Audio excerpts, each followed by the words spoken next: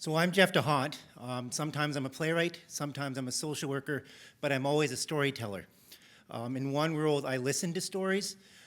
In the other world, I put words into actors' mouths. Always intending to heal myself in that world, but also the audience. But I'm always telling stories. I won't speak of the specific issues that some Indigenous communities face when it comes to mental health, because stories are power. And I'm not from those communities. My First Nation is actually the land you're standing on, actually. So we have a different set of issues. I will say this much, a very short story, that if someone lives in a rural or remote Indigenous community, they are very unlikely to have access to strong mental health care, at least the mental health care that's defined by the capitalist sort of Western world. Those communities will also have the resources they've carried for centuries, if not millennia. So I just wanted to highlight that as well, because when you tell these stories, I don't want to overwhelm with everybody with problems, because there are there, but there's something else there that I want to talk about today. I'm speaking specifically about telemental health.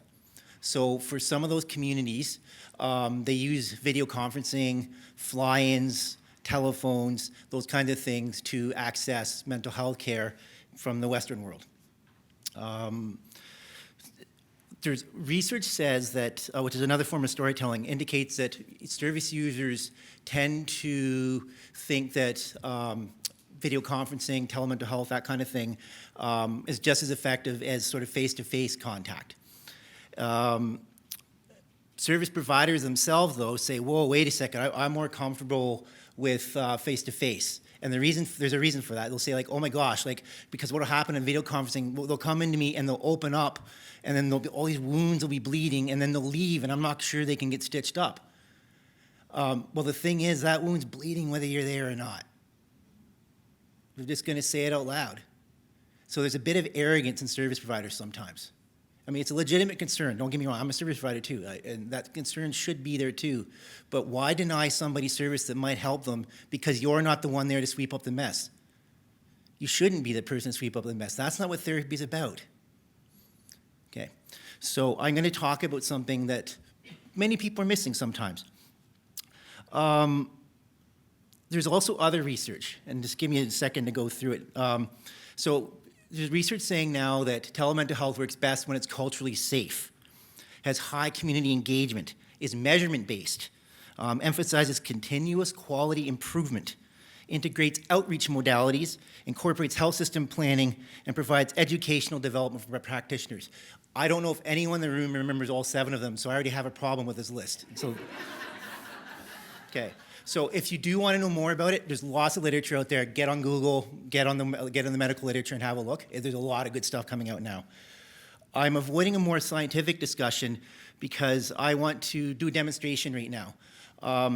So I have a way of filtering out what's important. This is just for me. But it's the way I figure what matters to me.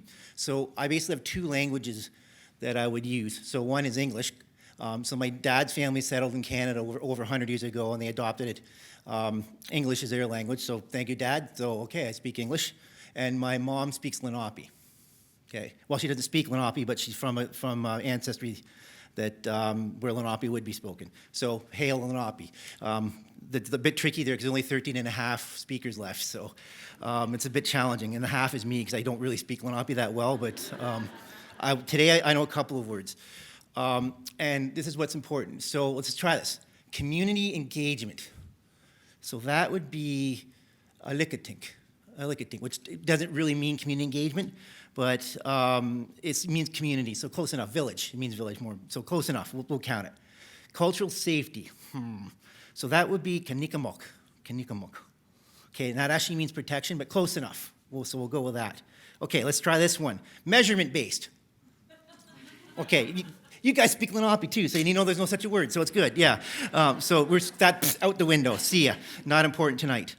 Let's see, what else was there in there? Continuous quality improvement, that's Western, let's just skip that one. Outreach modalities, not really. Health system planning, Okay, nope. Educational development for practitioners, no, no.